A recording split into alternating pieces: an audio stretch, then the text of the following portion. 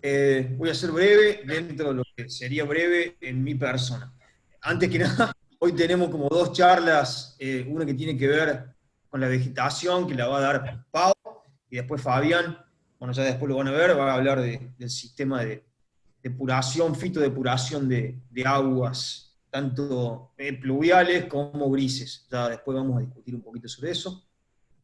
Y ya que estamos, en el día de hoy, comentarles que ya hemos instrumentado, hemos tenido suerte ayer de instrumentar los concursos de la suplencia de Griselda, así que esperemos que la Gris se recupere lo antes posible. No sé si anda por ahí, no la veo. Acá, ahí No, está. sí, está En abajo tuyo. silencio, saludando sin audio, en off, porque estamos cuidando el elemento de trabajo. Así que, muy bien, ahí está Gris, participando del teórico. Bueno, en el turno noche ha sido seleccionado por el tribunal el Tato, Fernando Rodrigo Matos, así que desde ahora hasta termine la suplencia de Gris, va a ser el docente de taller. Ahí está, Gris diciendo en el chat que quedan en excelentes manos. Yo como parte del jurado que lo seleccionó, tengo mis dudas, pero bueno, sí, digamos que sí, un gran prospecto de arquitecto, gran prospecto de docente. Lo vamos a hacer de decir dos palabras. No es una persona de grandes discursos, así que saludar, ya que estamos incorporados. Bueno, vamos a seguir con el equipo que venimos trabajando en todo el año. O sea, la verdad tenemos un grupo de adscritos y ayudantes que es excelente y lo vamos a seguir acompañando, vemos. Vamos a seguir construyendo este taller virtual que bueno, nos tiene bastante ocupados y lo hemos sabido sobrellevar bastante bien. Así que bueno, para adelante. Bueno, un gran orgullo para la cátedra, y bueno, para mí como el responsable de la cátedra, como el profesor titular, y tanto Tato, el otro profe que se va a encargar del turno mañana, yo lo tengo acá a mi izquierda, en este momento del Facu, así que son los dos ganadores del concurso y que van a hacerse cargo de las respectivas comisiones. Muy bien, el acto fallido de Tato, que habló de los adscriptos, nunca habló del equipo docente. El equipo docente es lo que hay, así que iremos. Está incluido Tato, en el cual ya es parte Tato. Lo que dije es que vamos a seguir en el taller con el mismo equipo. Pero obviamente. Está muy bien. Estamos haciéndole pagar derecho de piso nuevo. Pero Tato, es un hermoso orgullo que tanto Tato en el turno de noche como el Facu nos acompañen en este proyecto de cátedra. Realmente alto honor para todos nosotros que se encarguen de esto. Eso por un lado. Y por otro lado, la Pau va a dar inicio a esto, va a dar un teórico de 35, 40 minutos, y después va a seguir Fabián. En esta misma dinámica de lo sincrónico, hacen todas las consultas que consideren pertinentes por el chat, y Paola y Fabián el día de hoy irán respondiendo las consultas que surjan. Así que la profesora adjunta de la cátedra se encarga a partir de ahora de esto.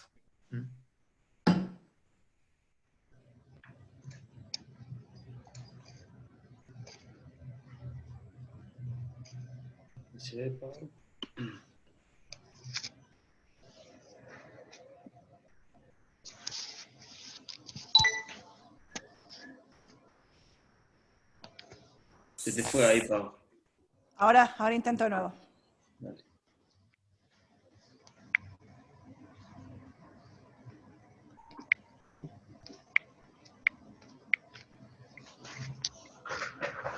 ¿Ah? ¿No se ve en ¿Se pantalla? ve todo? No. ¿No se ve en pantalla grande? Pásalo, ahí va. Perfecto, ya está listo. ¿Sí? ¿Sí? Dale, Pau. Bueno, Sí, bueno. Bueno, buenas noches. Espero que lo podamos dar sin que se corte. La señal en la montaña donde vivo es muy oscilante.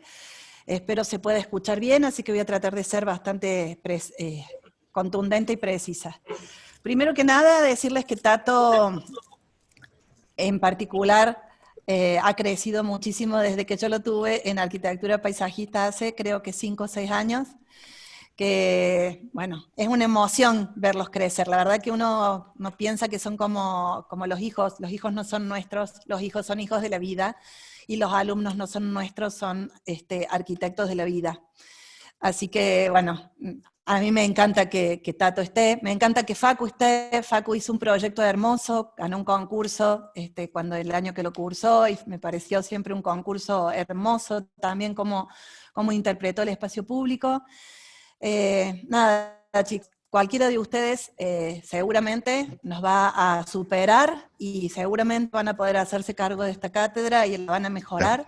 Así que son todos bienvenidos a ser adscriptos y luego docentes. Bueno, el que tenga el audio prendido, que lo apague, porque hay algo como de un ruido de fondo. Bueno, vamos a trabajar el vegetal, que es una de las materias primas de la arquitectura paisajista, una de las materias comodín, porque realmente en la arquitectura paisajista la utilizamos, pero en realidad este comodín va a estar en todas las escalas de diseño. Por eso acá puse las escalas de diseño en las que van a trabajar. En el urbanismo vamos a trabajar seguramente con el arbolado urbano, con la definición de los espacios públicos y después la identidad de los espacios públicos con la vegetación en esos espacios públicos. Después la infraestructura de servicio, que posiblemente es una arquitectura un poco más amorfa, es la que se encuentra en estos espacios que son no lugares, como las lagunas de retardo, o como las intersecciones entre las rutas, entre las autopistas, entre la circunvalación, y pueden ser realmente en muchos espacios, como dice acá, infraestructura de servicio ambiental. Después vamos a tener que la arquitectura acompaña mucho, y en los últimos tiempos cada vez más, a la arquitectura comercial. Es como que le diera un plus la vegetación a la arquitectura comercial, muchas veces en el interior y también en el exterior, fundamentalmente mejorando la calidad de vida de estos grandes centros con las sombras en los estacionamientos para que sean, como siempre van a escuchar a lo largo de todo este teórico, la calidad ambiental de la ciudad mejore. Y con eso va a mejorar nuestra calidad de vida.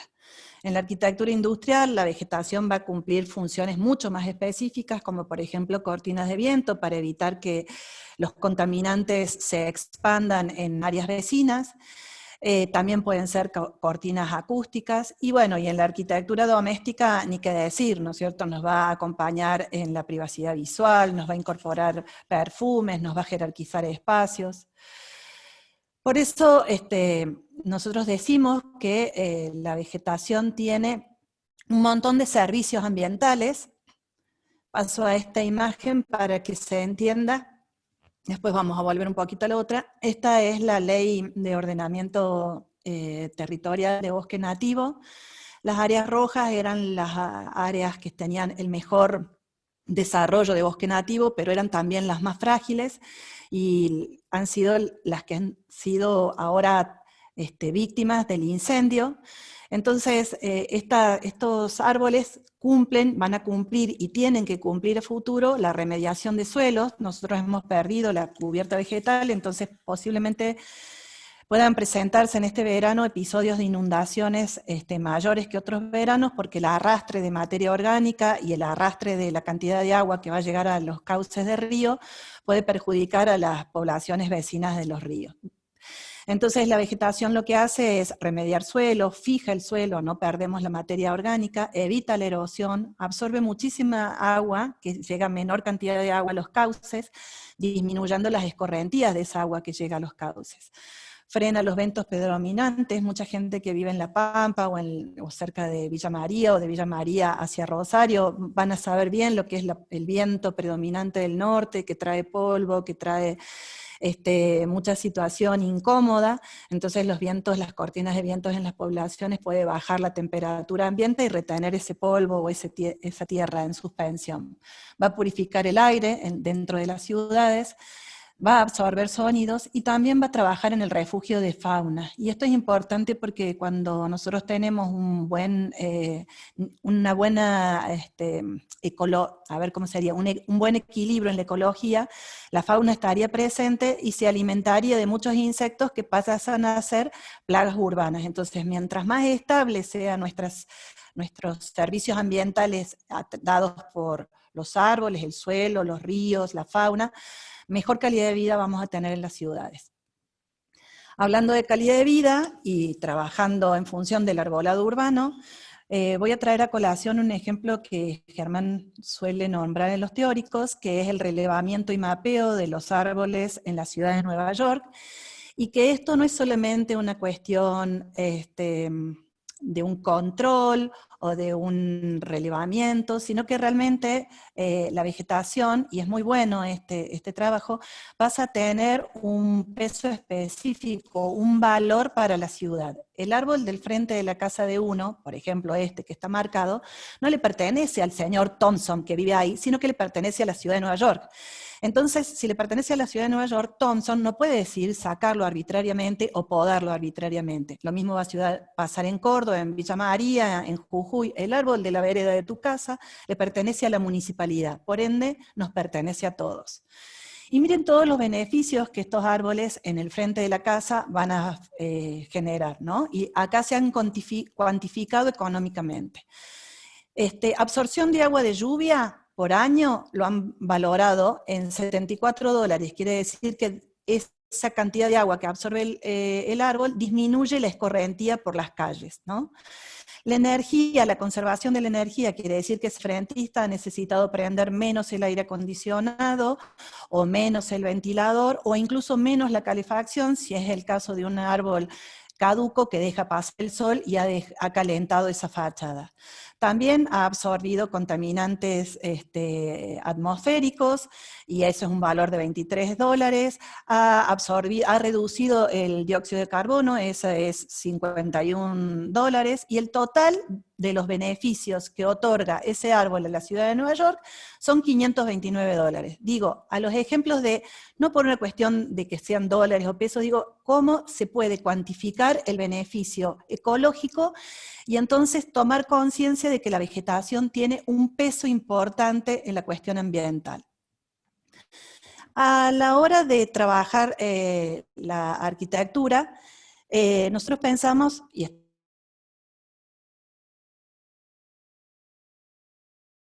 en los espacios, delimitando las áreas, jerarquizando la arquitectura, enmarcando visuales que querramos tener o que querramos ocultar, también dando y reforzando la identidad del lugar.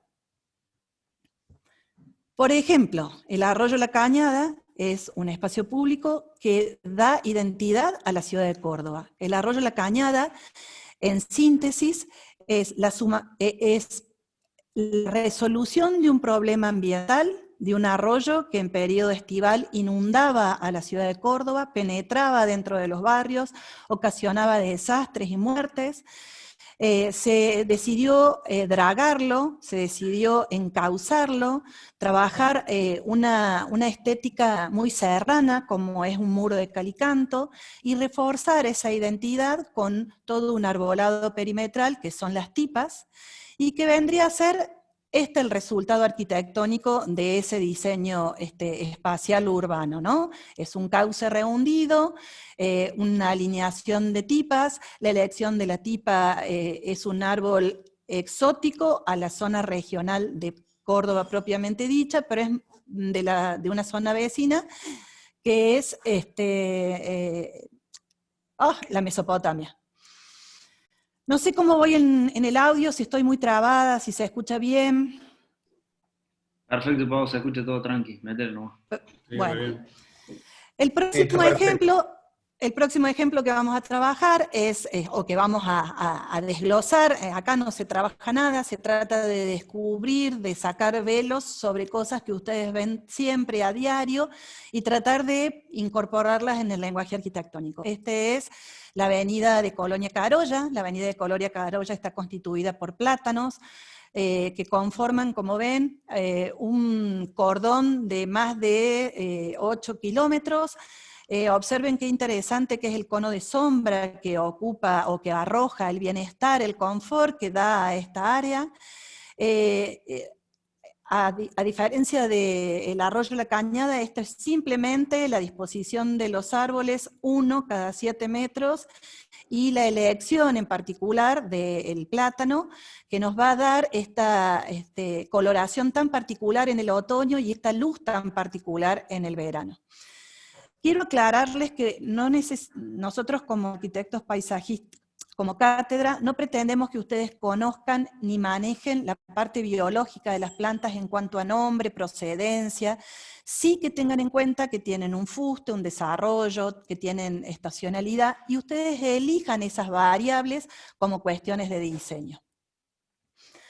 Estas cuestiones perceptuales, lamentablemente, no las vamos a poder vivenciar por más que tengamos la cámara, porque muchas de estas es el viento, el movimiento, la musicalidad de las hojas, los sonidos, las fragancias, que son cuestiones perceptuales que se incorporan muchísimo en el diseño del paisaje y que sería de esperar que ustedes las incorporaran también dentro de sus programas, que la elección de la vegetación tenga que ver con algo de esto, con la variación del tiempo, de cromática a lo largo del año, como con la sombra que arrojan, con la cualificación de la luz que tienen, con la musicalidad, etc.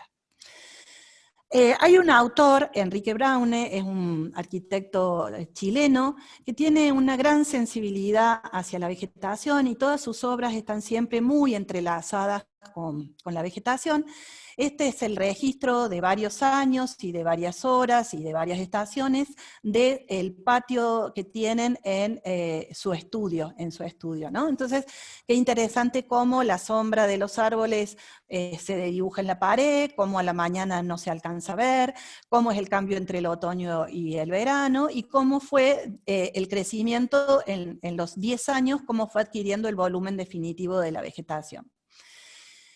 Como les digo, él tiene siempre una sensibilidad hacia la vegetación, tenía que armar un homenaje a un autor, entonces empezó a hacer un relevamiento de lo que es los álamos en los sembradíos.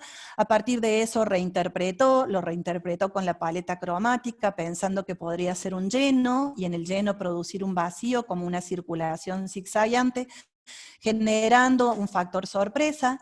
Esa misma arquitectura la puede llevar hasta una escultura, como es en la figura del medio, de arriba, que podría ser una escultura en chapa, o esa misma arquitectura o arquitecturización de la vegetación podrían ser elementos lumínicos, siempre tomando como referencia y como inspiración a la vegetación. Por último, esta es una obra consagrada de él, que ustedes conocen, el edificio Consorcio, donde de nuevo Braune no solamente la trae desde la perspectiva paisajística, sino desde la perspectiva ambiental, en cuanto a la purificación del aire, ya que Santiago de Chile realmente es una ciudad que padece la contaminación ambiental. Para poder trabajar con la vegetación, ya que algunos de ustedes están trabajando proyectos desde la perspectiva de la sustentabilidad, vamos a hacer hincapié en que la vegetación es importante saber la procedencia de ella. Y aunque de nuevo les hago el hincapié que no nos va a interesar que ustedes lo conozcan, cuando ustedes digan que están trabajando con vegetación autóctona, van a saber que están trabajando con vegetación propia del lugar, ya sea que el proyecto sea en Córdoba, sea en Río de Janeiro, sea en Washington o sea en La Quiaca, ¿no? Nosotros tenemos que saber qué es la vegetación de ese lugar. ¿Por qué? Porque esa vegetación es la que mejor se adapta al medio, la que menos agua consume, la que resiste la sequía, la helada, el tipo de suelo. En cambio, la exótica va a requerir, en el caso de Córdoba, mucha de la vegetación exótica requiere mayor consumo de agua, requiere fertilizantes para que pueda desarrollarse en la magnitud y en la coloración que necesitamos, por lo tanto, a veces traspasar vegetación de un lugar a otro implica mayor mantenimiento y mayor costo. Una cuestión que para mí es muy importante es que la vegetación exótica puede ser invasora, quiere decir que puede ir en detrimento de la autóctona, porque no hay quien la prede, quizás porque sea una vegetación que los animales no están acostumbrados a consumirla, o porque fructifica mucho más, y como no tiene un animal que lo consuma, esta vegetación pasa a ser invasora, cosa que puede ser peligrosa justamente después de los grandes incendios que nosotros tenemos, que la vegetación autóctona no sea la que se implante, y se implante la invasora, modificando una cuestión ambiental muy seria. Bueno, la vegetación autóctona de Córdoba está dentro de esta floración, todos los amarillos, los cremas, los naranjas. Esa es la franja que nosotros tenemos colorística de la vegetación autóctona. La vegetación autóctona de Córdoba es achaparrada, espinosa, porque responde a una región semiárida. Por lo tanto, nosotros no tenemos grandes estridencias. Lo que sí tiene nuestra vegetación, y aquellos que pasean por las sierras lo pueden vivenciar, es que tiene una profunda fragancia muy agradable que empieza ahora a fines de julio y termina más o menos en noviembre, diciembre. Después el resto del año esa cuestión perceptual se pierde, pero sabemos que si la incorporamos en el paisaje, dentro de nuestro paisaje vamos a tener perfumes muy agradables. Este es más el detalle de cerca del tipo de floración que tiene nuestra vegetación. Esta es la constitución de la vegetación. En realidad van a ver que tiene una característica bastante agreste, como muy salvaje, muy asilvestrada, pero responde perfectamente a nuestro clima y puede estar perfectamente en Ciudad Universitaria. Este sería como el actor protagonista, el árbol más majestuoso que tenemos en la región semiárida, que es el algarrobo. Es un árbol que tiene una sombra hermosa, que se desarrolla muy bien, que quizá para árbol urbano, por la envergadura que tiene, no sirva para arbolado de calles, ¿verdad? Pero sí para el espacio público. Bueno, vamos a comentarles que nosotros lo que queremos es que dentro de este enorme universo de vegetación que hay, que son árboles, palmeras, arbustos, gramíneas, herbáceas, curvesuelos, flores, nosotros en el espacio público de Ciudad Universitaria le vamos a hacer hincapié en que trabajen fundamentalmente y básicamente los árboles, por una cuestión de longevidad, por una cuestión de carácter y también de seguridad.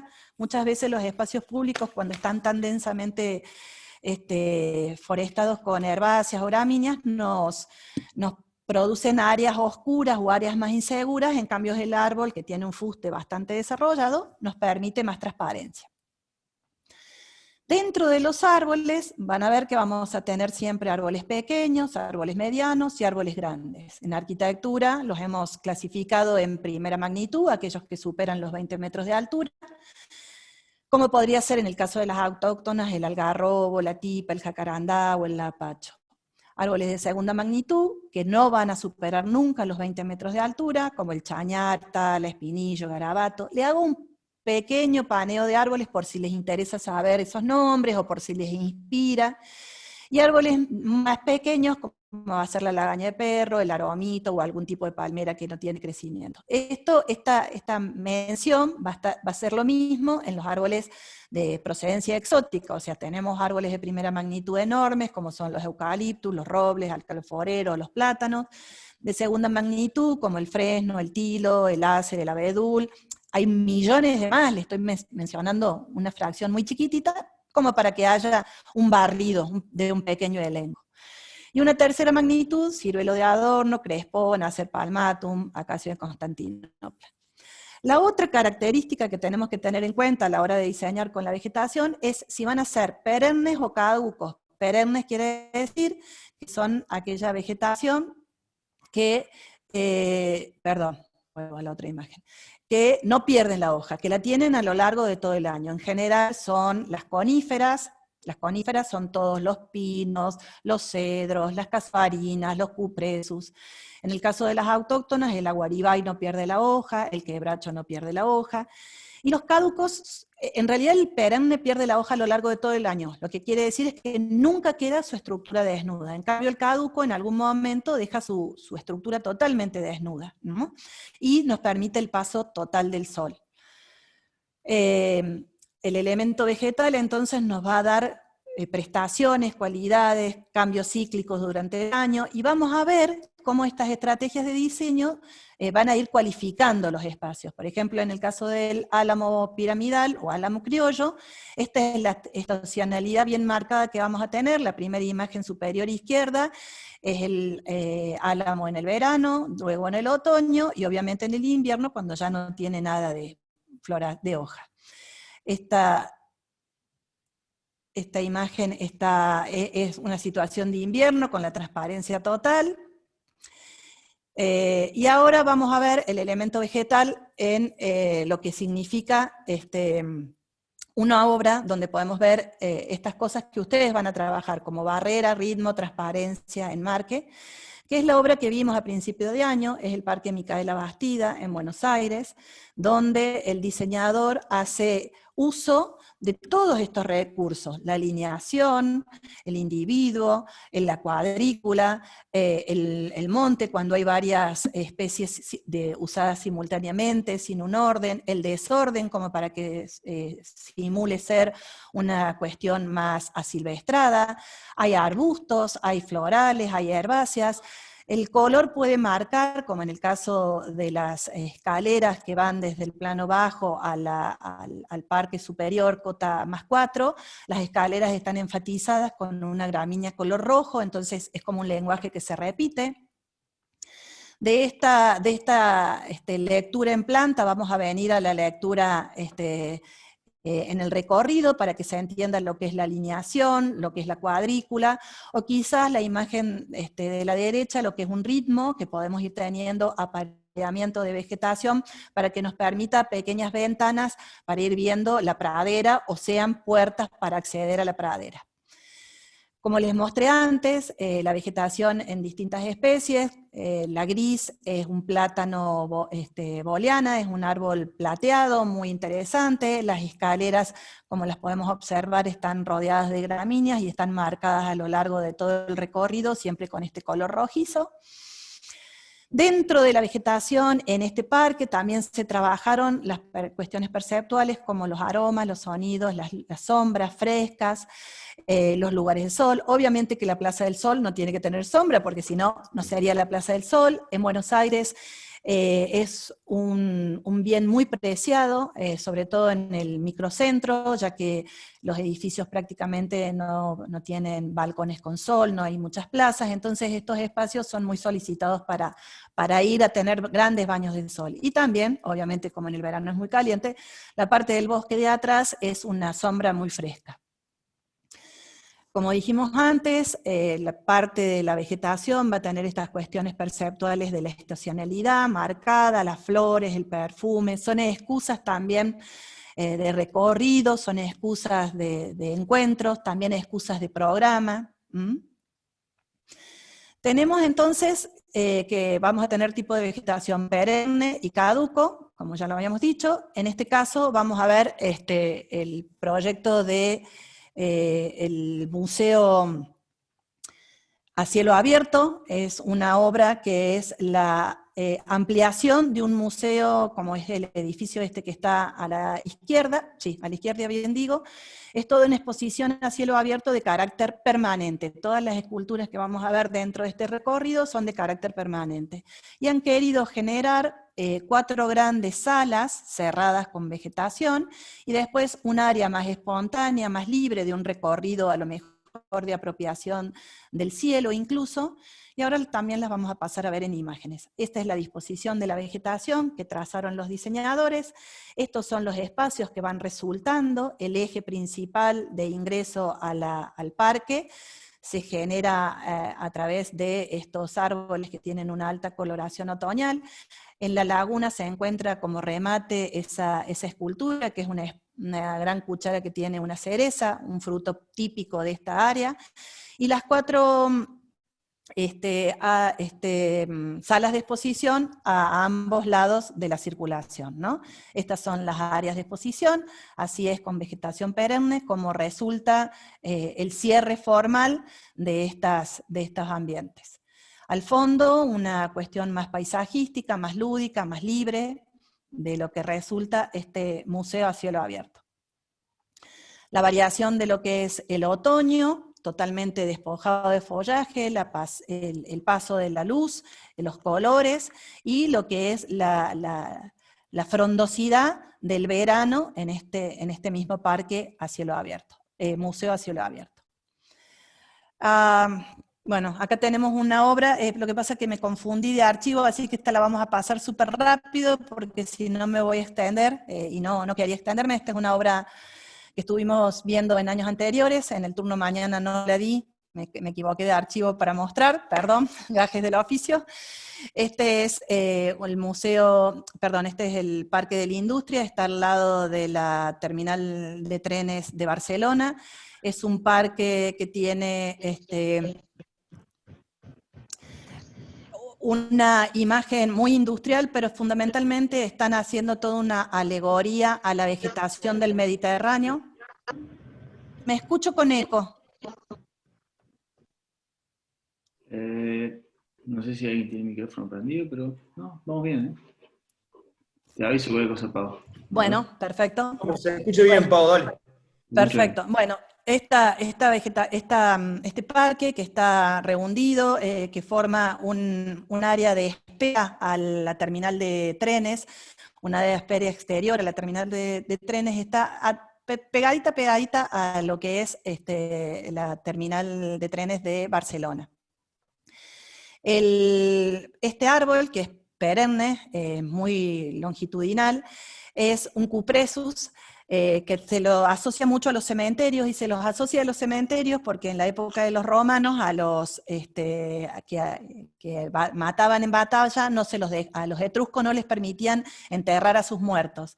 Entonces ellos ponían una semillita de cupresus y sabían que ahí estaban sus muertos. Entonces desde el 2000 antes de Cristo es que venimos pensando que esto siempre está asociado a los cementerios, ¿no? Es loco, pero todavía sigue esa idea, esa asociación. Bueno, acá de nuevo lo que hago es marcar la figura fondo, el color, lo que significa una vegetación oval, una péndula, una de primera magnitud, de segunda, de tercera, como para que quede graficado en la imagen lo que significa, ¿no? Estas situaciones espaciales, de nuevo de sombra, a pesar de ser un elemento filar bastante transparente, los plátanos del otro lado, en contacto con la situación urbana, haciéndonos de un amortiguamiento visual y acústico a lo que es el parque.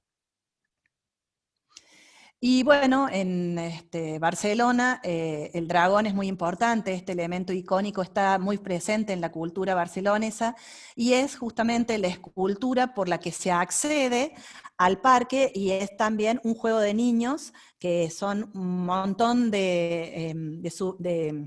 se llama? De toboganes. Bueno, pasamos ahora a otro ejemplo. Está invertido, qué pena. Bueno, lo voy a hacer invertido, así lo voy a hacer. Lo voy a empezar por acá. Este ejemplo que encontramos con la cátedra nos había llamado mucho la atención para que ustedes vean cómo se corporiza un proyecto de espacio público trabajando como única materia la vegetación. Este es el patio corporativo de una industria farmacéutica.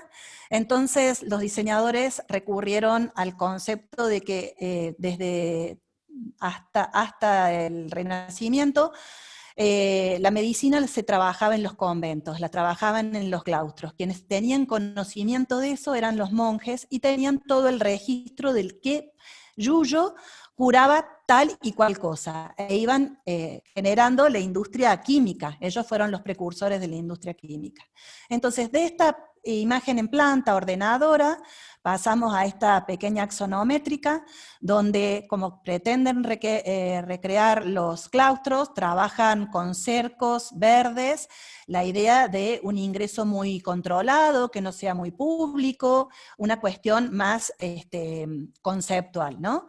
Después de esta información empiezan a pensar, bueno, ¿y qué va a pasar cuando la gente entre a este lugar? ¿Cómo se va a apropiar? ¿Dónde se van a sentar? ¿Qué podrían hacer? Y lo van graficando, no lo van contando con una palabra, sino que lo van graficando. y lo van trayendo también a maqueta. Y es esto lo que nosotros queremos que ustedes hagan a partir de ahora. Para eso les pedimos la maqueta, para que con la vegetación empiecen a ver, bueno, a ver, lo existente lo voy a marcar con esta geometría, lo propuesto lo voy a marcar con esto, quiero armar un camino, quiero armar un cierre, quiero que la gente camine, que no camine, y vuelvo de nuevo a trabajar en la axonométrica, porque como dijimos que era un recorrido muy cíclico, tengo que volver de nuevo a la axonométrica y completarla ya con algunas especies más particulares, con un programa más definido. Vuelvo también a verificar lo que he completado en planta y en maqueta, lo vuelvo a verificar en un croquis, a ver si efectivamente voy a poder lograr eso. También empiezo a comprometerme con una paleta y decir, bueno, a ver, en el otoño quiero que esto sea amarillo, o quiero que sea verde, o quiero que sea azul. Como dijimos que la vegetación nos va a arrojar sombras, también puedo hacer un estudio muy comprometido, más con el SketchUp ahora, de lo que significan las sombras a lo largo del año, entonces dónde voy a poner los lugares de estar en el invierno, dónde voy a poner los lugares de estar en el verano, para que sean confortables en una época del año y también en la otra época del año. Y ahora volvemos, ya con más claridad, a lo que sería el proyecto final. Eso es el producto de todo lo que investigué y realice en el proceso anterior, ¿no? O sea, este es el producto que dio cuenta del proceso de una planta esquemática, una axonométrica, parte del programa, resolución en maqueta, axonométrica con ajustes, croquis con ajustes, estudios técnicos de sombra y de colores.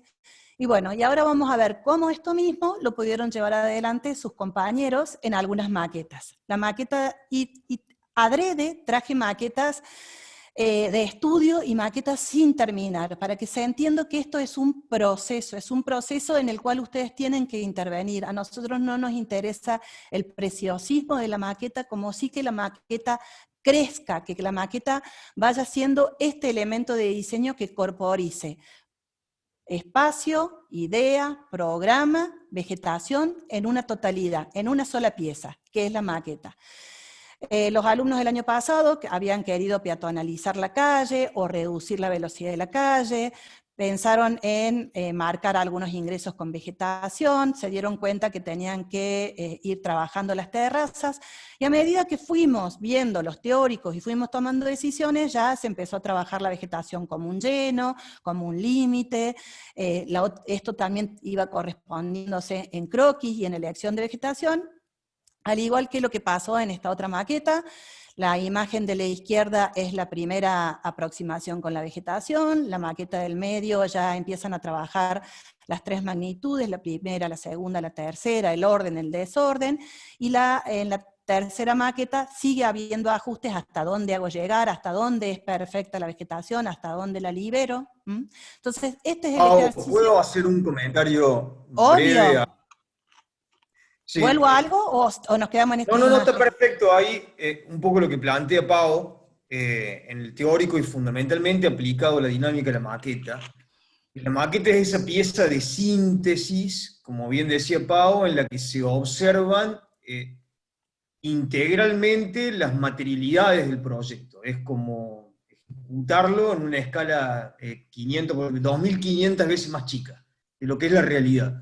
Y ahí se verifican estas condiciones que vamos trabajando, quizá aisladamente o con piezas por separado. Entonces, en la maqueta integramos volumétricamente esas lógicas. Por eso le solicitamos la maqueta, porque es en arquitectura del paisaje en particular, es una pieza de proyecto clave para ir regulando las dinámicas de espacialización de la propuesta. Es decir, ahí podemos verificar magnitudes, calibres, relaciones espaciales entre lleno y vacío, que realmente es una pieza en la que en síntesis articula en tiempo real lo que estamos pensando con lo que estamos ejecutando como proyecto. Eso realmente es muy valioso. Por eso les pedimos que hagan la experiencia de la maqueta material, no una maqueta virtual, sino una maqueta material, para que puedan hacer esa verificación escalar y de resolución espacial de la propuesta. Eso, Pau, ahí nada más. Buenísimo, sí, gracias. Como dice Germán, acá está programa, porque vemos el teatrino, vemos el vacío que necesita el teatrino, vemos unas aulas a cielo abierto, vemos una circulación principal, vemos la circulación secundaria, y estas circulaciones después van siendo caracterizadas con vegetación, entonces van a tener una característica particular. La secundaria, vegetación baja, la principal va a ser como lo que es la calle de Colonia Carolla, como una galería cubierta, ¿verdad? Entonces, en maqueta podemos ir verificando todas estas cuestiones. Bueno, no me acuerdo en este teórico qué vendría, pero entiendo que vienen ahora todo lo que es ciudad universitaria que hemos manejado, ¿no? Entonces, digo, la vegetación va a servir para tomar decisiones, y las decisiones las vamos a tomar en base a la realidad. Yo le dije que bueno, que nos hablábamos, yo no le hablé más. Bueno, no le hables más, pero apaguemos el micrófono porque estamos hablando de las charlas internas de cada uno. Gracias, está bueno. Bueno, no le hables más. No le hablemos más, no le hables más. Sigamos en mute. Gracias. Bueno, esta es la situación que tenemos en verano en Ciudad Universitaria, y lo mismo que hice en los proyectos anteriores, empecé a ver, bueno, ¿cómo es esa vegetación? ¿Es lineal?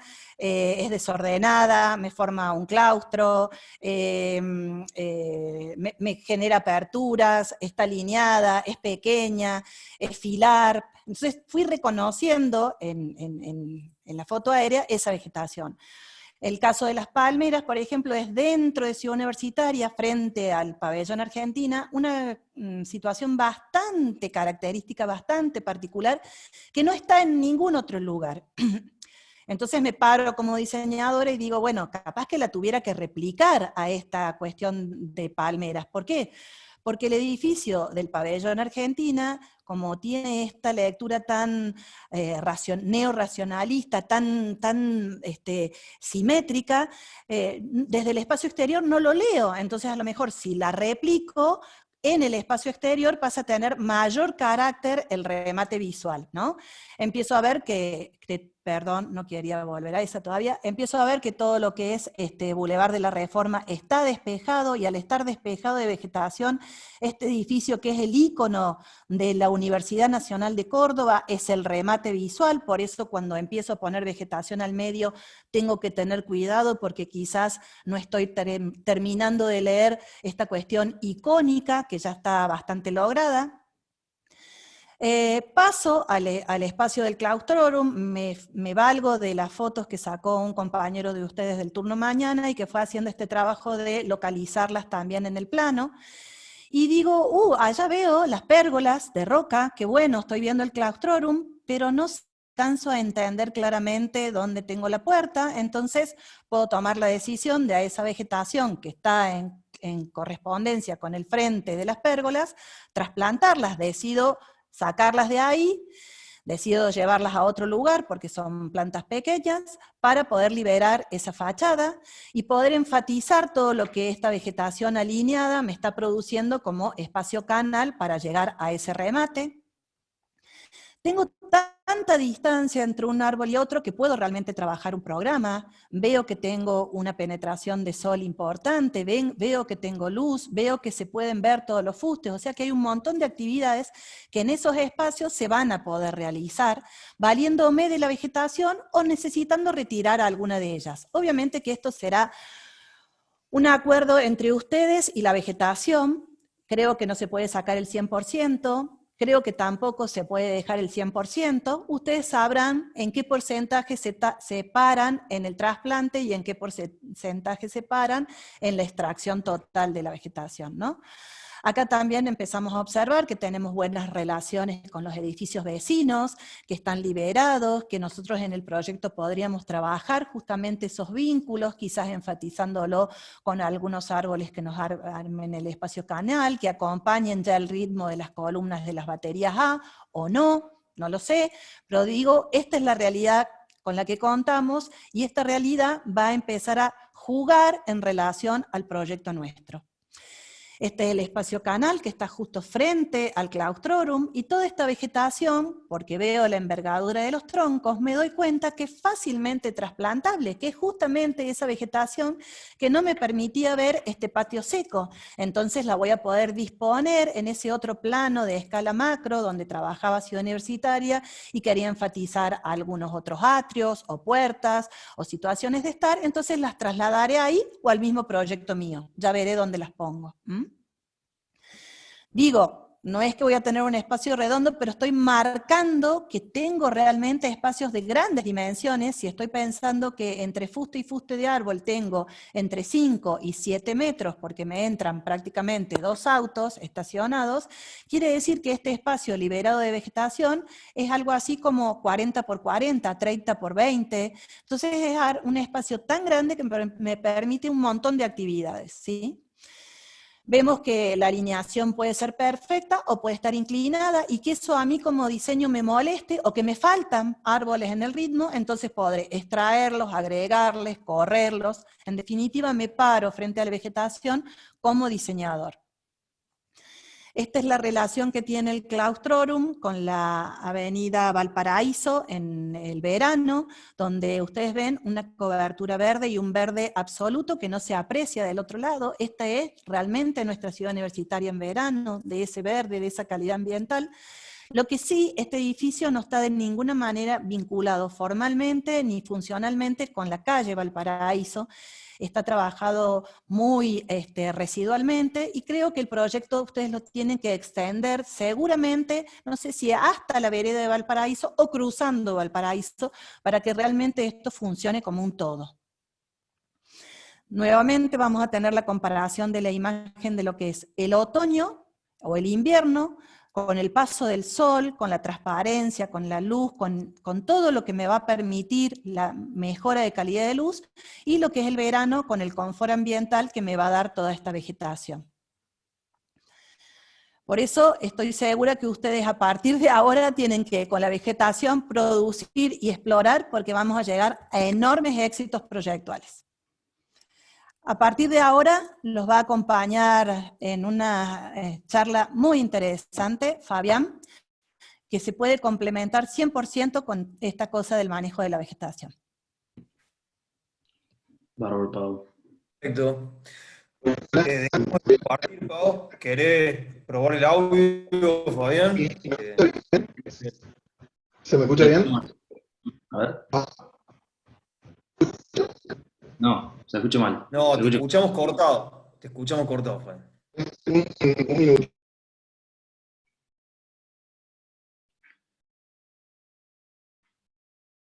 Ah, bueno, ahora estás muteado, Fabián, o sea que ya no te escuchamos, pero estimo que lo estarás resolviendo ahora. No, mal. No. Se escucha mal. Quería resolver esto. Ahí está un poco mejor, a ver. Tírate una frase, Fabián. ¿No?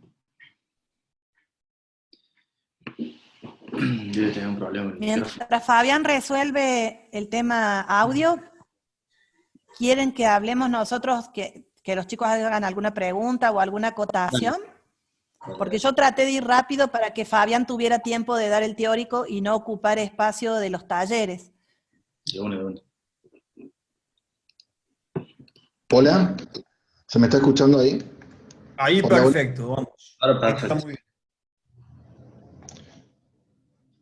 bien. Bueno, Listo, a ver si. vamos a ver si puedo recuperarme un poco. Denme un segundito nomás. Una aclaración mientras Fabián ahí se acomoda. Recuerden que le hemos cargado en el Facebook de la cátedra una importante colección de fichas de vegetación desarrollada por la cátedra, compilados en un PDF donde pueden ver árboles de vegetación nativa, árboles de vegetación exótica y también vegetación arbustiva. Incluso también hay una lámina donde pueden ver bibliografía recomendada, que le recomendamos ciertos libros, y hay también un documento muy importante que es un pequeño PDF sobre un informe de la vegetación existente en Ciudad Universitaria desarrollada por la Secretaría de Planeamiento, que por ahí estaría bueno que le peguen una leidita rápida, como para tener una idea de qué se trata. ¿Ah?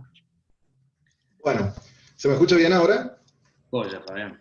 Dale, Bueno, Fabián. muchas gracias. Tuve que cambiar, estoy con otra camarita y bueno, no sé qué pasa con el audio. Perdón, le pido disculpas a todos. Vamos a hacer una charla muy breve sobre el tema de sistema de recuperación de aguas pluviales y grises. Esto normalmente yo se los daba a los alumnos en el taller, se lo explicaba un poco cuando estábamos avanzando en el proyecto, y me parece interesante ahora que tenemos esta posibilidad por el Zoom, compartirla con todos.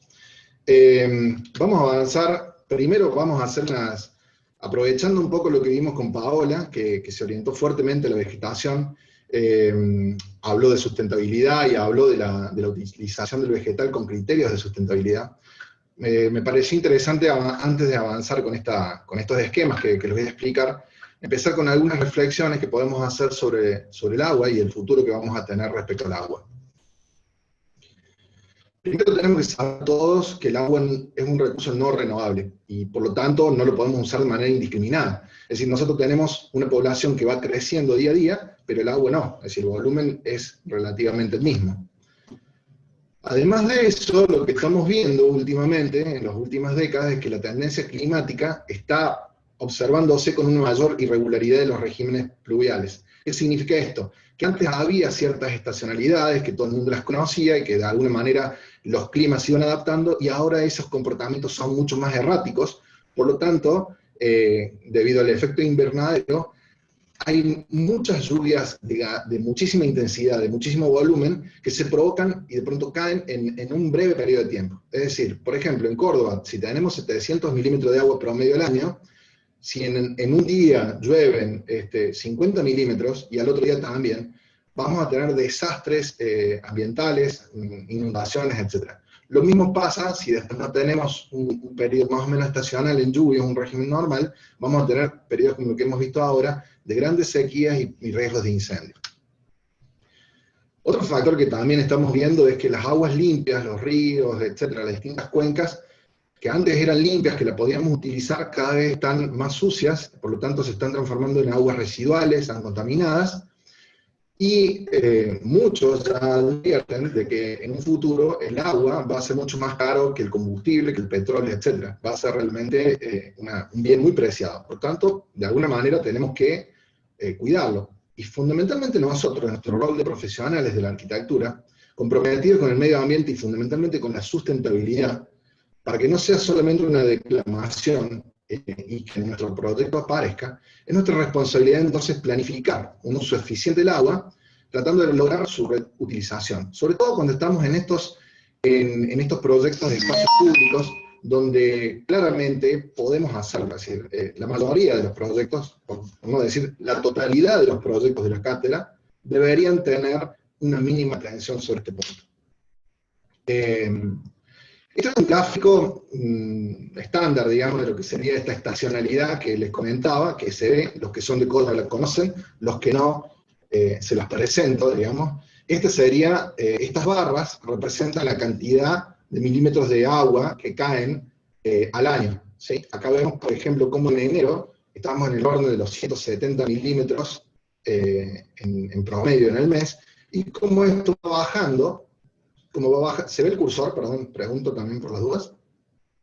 ¿Se ve el cursor? Se ve el cursor. Acá vemos cómo va bajando, y de pronto tenemos, a partir de abril hasta mediados de octubre, vamos a tener un periodo de gran sequía. Es decir, esto también para que tengamos en cuenta de que no es que nosotros vamos a tener posibilidad de reutilizar el agua todo el tiempo. Es decir, el agua va a estar en determinados meses muy presentes, y después va a haber un montón de meses en donde no vamos a tener agua. Por lo tanto, podemos llegar a almacenar, podemos llegar a reutilizar, pero sepamos de que no es una cuestión de que la vamos a tener permanentemente. Digo esto porque hay algunos proyectos que están trabajando el agua, por ejemplo, con un carácter ornamental, pretendiendo que el agua sea un agua de lluvia recuperada, pero bueno, en base a este esquema sabemos que, por ejemplo, en junio, si yo quiero tener una fuente, una cascada, y pretendo que el agua sea un agua reutilizable, claramente vamos a tener nuestro estanque seco, o vamos a tener nuestra cascada seca. Digo, esto para que lo vayamos teniendo en cuenta. Una imagen muy breve de lo que es, este es el río Suquía. nosotros tenemos un río característico de piedemonte. Esto significa que cuando llueve en la montaña, va a bajar el agua, cae aguas arriba, va a caer y va a venir bajando, va a ir hasta la Mar Chiquita, y lo que tenemos es, en estas estacionalidades, por ejemplo en los periodos de invierno, tenemos un caudal de 5 metros cúbicos por segundo, que es más o menos lo que se ve acá, que está prácticamente a mitad de lo que sería el canal de estiaje, y en unas lluvias normales de enero, por ejemplo, lo vamos a ver en este nivel de volumen. Digo esto para que también veamos la cantidad de agua que representa en volumen.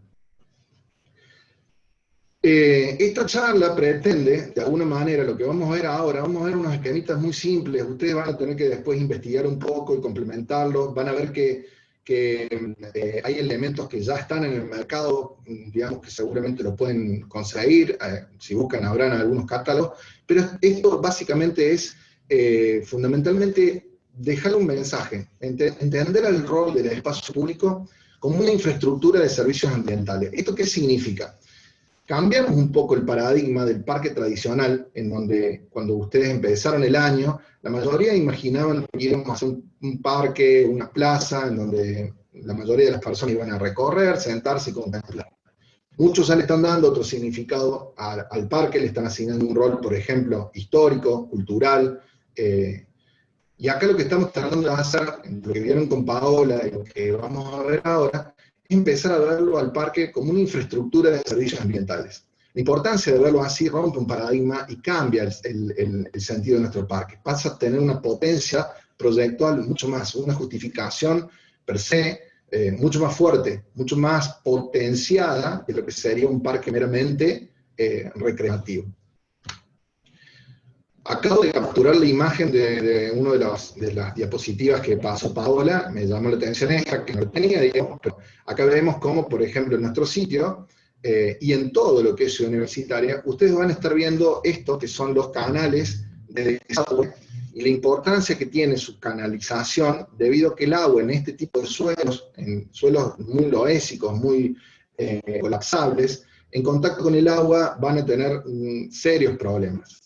Si no lo canalizamos adecuadamente, si estos desagües no están lo suficientemente impermeables como para poder que el agua no se infiltre y generar después asentamientos problemáticos. Vamos directamente a lo que sería un esquema básico, digamos, esto es como para que ustedes tengan una idea de cómo deberían funcionar. Acá el sistema de recuperación de aguas de lluvia es un esquema muy simple. Vamos a iniciar, voy a tratar perdón. A ver si... No sé qué le pasa, pero no lo puedo ampliar. Bueno. Bueno, iniciamos desde acá, por ejemplo, con una escorrentía desde un solado, y llegamos a lo que sería una cámara de las que estuvimos viendo, a la cual podemos proveer por ejemplo, de alguna reja, para poder, mediante esta reja, limpiar elementos sólidos más gruesos, y después en algún punto, o en distintos lugares, podemos tener un conducto que haga caer en el punto donde nosotros ya instauramos una cámara de filtro de depuración, podemos hacer que el agua ingrese al sistema. Va a ingresar al sistema, cuando cae puede horadar lo que sería la tierra, por lo cual se recomienda que el manto de grava y piedra que vamos a tener acá abajo, en este punto donde va a caer, esté consolidado de la misma forma. Luego de este manto, lo que se le va a colocar es otro manto de arena, por encima un manto orgánico, y se le van a colocar por encima lo que son las macrófitas, que son plantas que van a estar en contacto permanente con el agua. Hay algunas que pueden estar totalmente inundadas, ¿sí? O sea que van a poder tener plantas que van a hacer esta fitodepuración en contacto directo con el agua. ¿Cómo funciona esto? El agua va a entrar, como dijimos, vamos a dejar todo lo que sería el residuo sólido por acá, va a pasar, y todo este filtro lo va a ir limpiando, las partículas sólidas se van a ir reteniendo, y las plantas van a ayudar a limpiarlos de las distintas sustancias. Luego vamos a pasar a una cámara, y acá empieza a repetirse el sistema, n veces, la cantidad de veces que ustedes quieran. Esto es básicamente un principio, digamos, que va a actuar de manera estática, por gravedad, como ven acá. No tenemos ninguna insuflación de por medio de un motor o de ningún otro elemento más que la gravedad del agua, va a ir llegando a un punto donde luego va a decantar a la siguiente cámara y así sucesivamente. Cuanto más elementos de filtrado tenga, cuanto más filtros de arena y grava tenga y las plantas aporten lo suyo, el agua a la salida del sistema la vamos a tener en mejores condiciones para poder utilizarlo para riego, para lo que pretendamos. ¿Ok? Esto, así como lo ven, es un principio, es un esquema. O sea, ustedes pueden hacer, inclusive pueden hacerlo excavando en el sitio y utilizando una membrana geotextil, alguna membrana impermeable, algunos lo han hecho con silo bolsa. Digamos, el principio que sea algo aislado, digamos, acá en la superficie inferior, y lo que sí, los distintos elementos que vamos a ir poniendo, los sustratos, que tiene como función hacer un filtrado. El otro esquema que les quiero comentar es el sistema de recuperación de aguas grises. Nosotros, por ejemplo, podríamos tener en nuestro sitio un bar, baños públicos. De hecho lo tenemos en Baterías A, tenemos ahí muy adyacente a nuestro sitio, tenemos los baños públicos de Baterías A, con lo cual podríamos pensar en que, en esto que les decía de la estacionalidad, que no vamos a tener agua en todo el año, pero sí tendríamos el uso más intensivo de los baños, del rectorado, de Baterías A, de Ciencias de la Salud, del Pabellón Perú, es decir, de las distintas instituciones, podríamos hacer la recuperación de lo que serían las aguas grises. Las aguas grises se denominan así porque, digamos, conceptualmente las separamos de lo que son las aguas negras. Las aguas negras son las que salen del inodoro, y la verdad que eso no lo podemos recuperar fácilmente con estos sistemas, porque tienen componentes muy nocivos para la salud de las personas. Por ejemplo, podrían estar contaminadas con Escherichia coli y otros elementos, otros componentes como amoníacos, etc. Con lo cual, las aguas grises son las aguas que provienen de los lavamanos, las piletas de cocina. Acá está en el ingreso, digamos, del sistema, tendríamos que podríamos captar, reutilizar esa agua. Entraríamos, fíjense, a una cámara donde se decantaría. Estas cámaras acá están dibujadas, pero ya existen en el mercado, digamos, cámaras que ustedes pueden conseguir para esto. Les quiero comentar solamente el principio. Fíjense, trabaja con una serie de T muy parecidas a lo que sería la cámara séptica. Acá vamos a tener un ingreso de agua. Esto tiene una tapa para poder desbarrarla, para poder quitarle las películas que se van a ir incorporando acá, que son grasas, etc. Y jabones, distintos elementos que podemos limpiar. Y luego, fíjense, este es el intradós del caño. El intradós inferior del caño siempre tiene que estar por encima, en este caso, del siguiente, donde va a ir evacuando, ¿sí? Entonces el agua va a ingresar por esta T, va a llegar a este punto, y luego, por vasos comunicantes, va a pasar directamente a la siguiente cámara. Acá la cámara es la misma que veíamos recién. El principio básicamente es el mismo. Una cámara de fitodepuración, en donde vamos a tener toda una cama de gravas, gravillas, luego van a venir arenas, o sea, fíjense las distintas granulometrías de los áridos que vamos a tener, luego una capa orgánica, en donde vamos a poder plantar nuestras macrófitas, cuyas raíces se van a meter en el sistema y van a alimentarse de las distintas sustancias y las van a limpiar al agua, y luego va a ascender nuevamente el agua acá, y así, como una cámara tenemos acá, de nuevo, N cámaras, la que quisiéramos tener. Va a depender también del volumen de agua que vamos a poder recuperar, ¿sí? Estos pueden ser cámaras chicas. Acá yo no les he puesto, fíjense en el esquema, le puse dimensiones según volumen del agua tratada. Por supuesto, dependerá de cuánto es el volumen y qué es lo que pretendo conseguir. Luego vamos a pasar, eventualmente, acá yo les dibujé aún lo que sería una cámara de almacenamiento, puede ser una cisterna, puede ser otra cámara a cielo abierto. Lo ideal sería tenerla protegida con una tapa para que no se ensucie, no se llene de hojas, tierra, etc. Básicamente tenerla ventilada. Y sí tendríamos que calcular su volumen de agua que vamos a almacenar, porque a lo mejor si tenemos un uso muy intensivo y supera lo que nosotros podemos almacenar, tenemos que tener una posibilidad de evacuarla, ¿no? Entonces, lo que por ahí ya no queremos recuperar, lo volveríamos al sistema de desagües normales.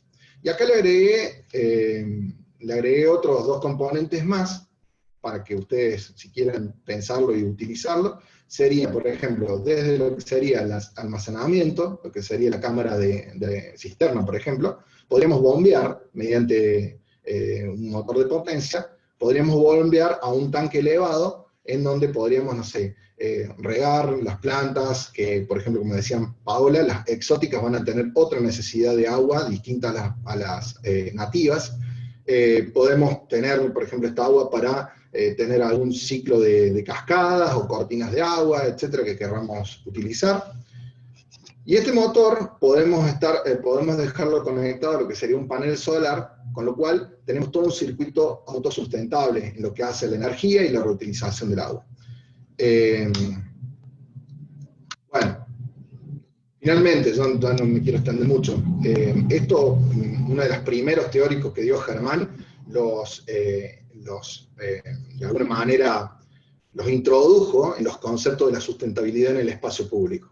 Yo creo que después de este teórico, y ya teniendo una entrega donde ya más o menos se empieza a ver la propuesta de un parque, tendríamos que volver a revisar nuestra postura y nuestro compromiso en relación a lo que sería un proyecto que de alguna manera apunte a las 3 dimensiones de la sustentabilidad. Revisar cómo estamos en cuanto a cómo están nuestros 3 círculos de lo económico, lo social y lo ambiental. Si tenemos, no sé, lo social muy grande, lo ambiental muy chiquito, lo económico no existe, empezar a ver estas cuestiones que Germán en uno de los teóricos se los mostraba, ¿no?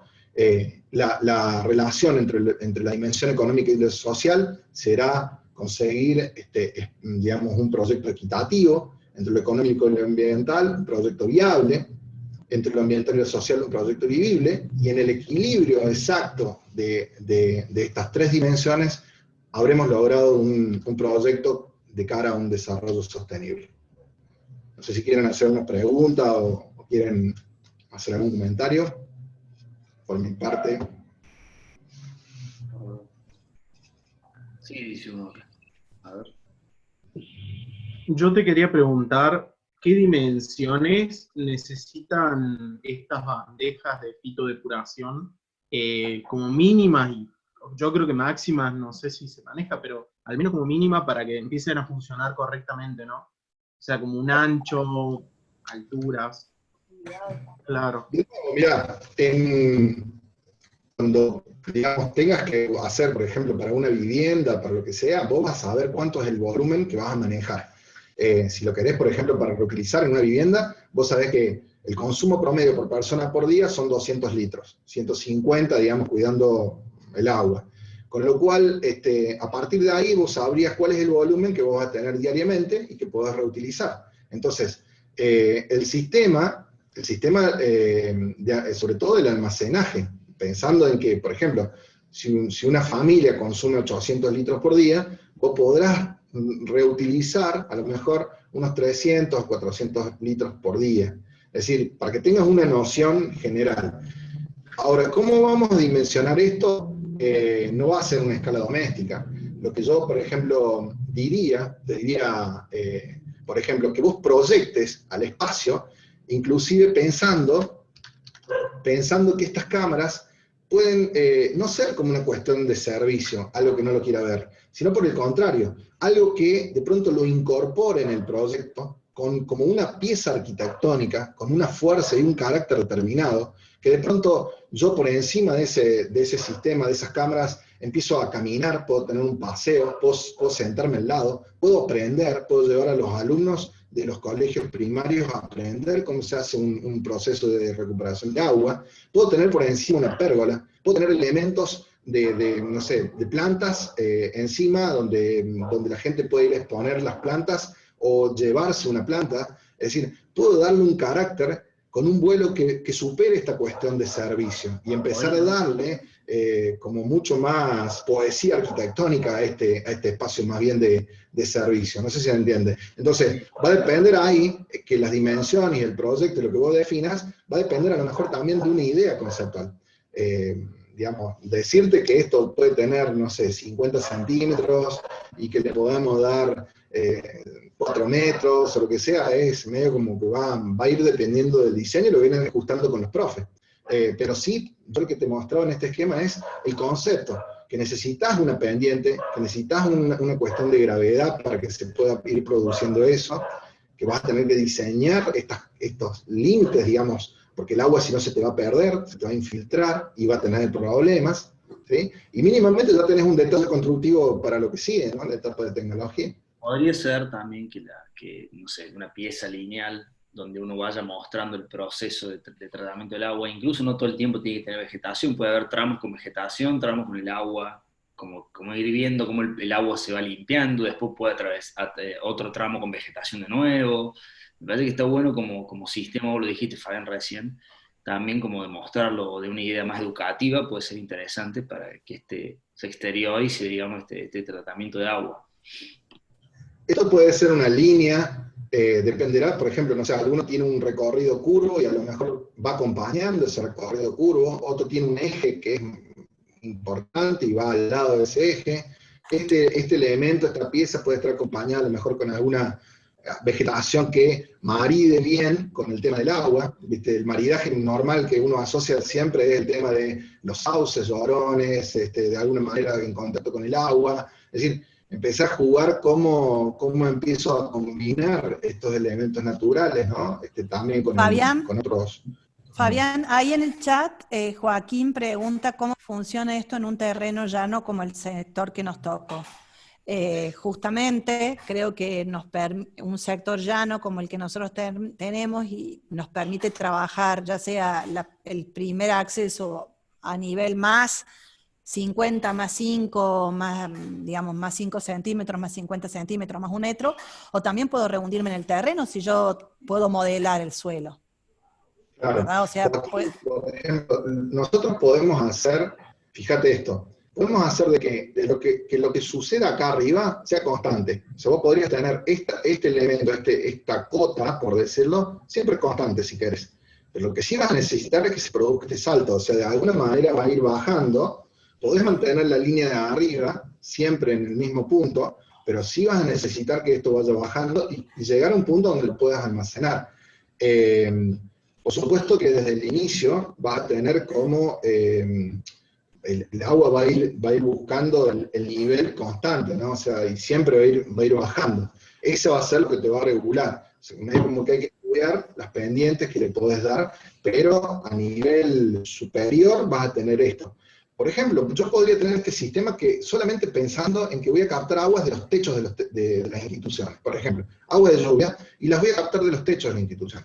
Bien. Entonces puedo tener una serie de conducciones que vayan inclusive más arriba. Entonces no está enterrado en la tierra, sino son de pronto elementos que están por encima, emergiendo de la tierra, como canales o como espacios donde yo me pueda inclusive sentar o sean otros equipamientos. Les quería por ahí decir que esto es importante. Esto es importante en el tema de las aguas de lluvia. Es saber cuántos milímetros voy a tener, porque esta va a ser mi insumo en el caso del agua de lluvia. Saber que yo tengo un área, por ejemplo, un solado de X cantidad de metros cuadrados, y que por metro cuadrado me van a caer tanta cantidad de milímetros, yo ahí ya sé cuál es mi volumen de que yo puedo reutilizar el agua. Puedo hacerlo con los techos, puedo hacerlo con los solados impermeables que tengo y canalizarlos, y obviamente los solados permeables donde hay césped va a tomar el agua, y es necesario que así sea. Ahora, todo esto, si no lo reutilizamos, se va por el cordón de la vereda y se va, y se va, y se va, y se fue. Y se va al río y no lo retenemos, no lo reutilizamos, y a lo mejor esto podemos hacer de que nuestro espacio sea mucho más vivible, que haya humedad manejada, que nuestra vegetación puede estar en mejores condiciones, etc. Fabián, hago un comentario en relación al régimen de lluvias de Córdoba, que es un poco el área de proyecto que tenemos este año. Paralelamente, todo esto que plantea Fabián implica también de que nosotros podemos diseñar espacios que tengan o que estén eventualmente inundados, ya sea por la recolección de agua de lluvia de los techos, una vez depurado y toda la historia, y que en otros momentos del año esos espacios inundados no tengan presencia de agua y cambie hasta su rol, su espacialidad, su programa y su uso. O sea que estaba muy bueno desde esa dinámica entender que también en el proyecto arquitectónico del espacio abierto urbano público, de la arquitectura del paisaje, en relación a los regímenes de lluvia, podemos ir cambiando espacialidades si entendemos eso y lo aplicamos como un más del proyecto arquitectónico, ¿no? Ahora lo que vamos a pasar en las siguientes etapas próximamente, cuando avancemos con el tema de la vegetación, Germán va a empezar a darle unos teóricos de tecnología. Entonces ya empezamos a pensar mucho más en cómo se construyen estos espacios. Entonces, decíamos recién, ya no es un soblado, ya es pensar el soblado, cómo va a ser su pendiente, cómo van a ser sus juntas de dilatación, hacia dónde van a escurrir, cuál es la pendiente que le vamos a dar, qué va a ser el elemento que va a conducir el agua, y de pronto, bueno, vamos a tener que meternos un poquito más en profundidad en la tecnología. Bueno, yo por mi parte les agradezco, les dejo esta imagen antes de irme como para que reflexionemos, que cuando declamemos que estamos haciendo un proyecto sustentable y nos comprometamos en eso, estemos atentos a estas cuestiones de las 3 dimensiones y buscar el equilibrio. Sí, bueno, muchas gracias. Bárbaro. Muy bueno. Bueno, muchas gracias, Fabián. Bueno, muchas gracias a los dos, a Fabián y a Pau, realmente muy buenos los teóricos, muy buenas las charlas.